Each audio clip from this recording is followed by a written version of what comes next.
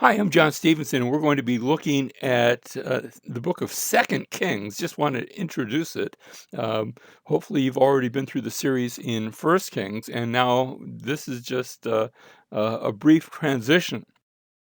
So, if we look at the titles for the book, and we're calling it Melech. Melech is just the Hebrew word for kings, and First and Second Kings actually consist of one unified book. And you say, well, how did it become two books? Apparently, somewhere along the line, somebody decided the scroll is just too big to be one scroll, and so they divided it into two separate scrolls. And sometimes in a dividing place, you look for an opportune time. I'm not sure that there was one. Now, if you go to the Greek Septuagint, that is the Greek translation of these books, the title for the Greek Septuagint is the Basilion. Means the same thing. It's just the same word for Melech, only it's Greek instead of Hebrew. And actually, technically, it's kingdoms rather than kings, but same idea there.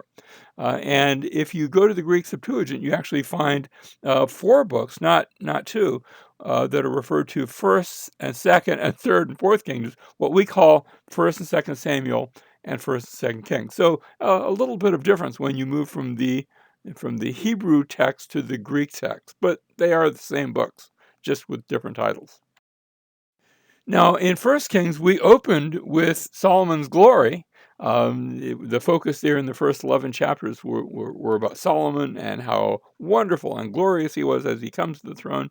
In Second Kings, it's going to close with Jehoiachin's shame. He will be one of the last kings of Judah. By that time, the northern kingdom of Israel will no longer be a kingdom. First Kings opened with the building of the temple. Solomon comes on the scene, and early on he builds the temple. And here at the end of Second Kings, we're going to see the burning of the temple at the end.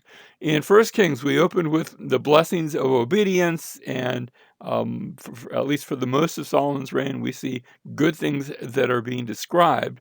Whereas at the end of Second Kings, we're going to close with the cursings of disobedience. So that's the direction in which we're headed. That's not to say it's all going to be disobedience. We will see some bright spots along the way. And so here's our outline for the entire book of First and Second Kings. Remember, it's one unified book. We started with the United Kingdom of Solomon. Then there were wars of Judah and Israel, chapters 13 through 16. And then we had the coming of the ministry of Elijah. We're still in that section.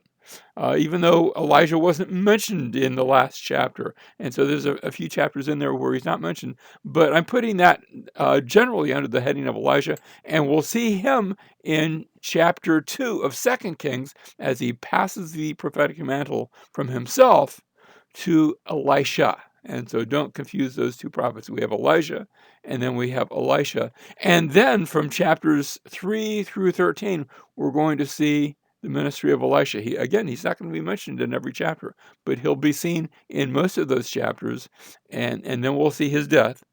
And then we'll have more wars of Judah and Israel, and that section will culminate in the northern kingdom of Israel being taken away into captivity. And then we'll finally see, just by itself, the kingdom of Judah in those closing chapters, chapters 18 through 25. And at the end, Judah also will go away into captivity. And that will be the end of both Judah and Israel.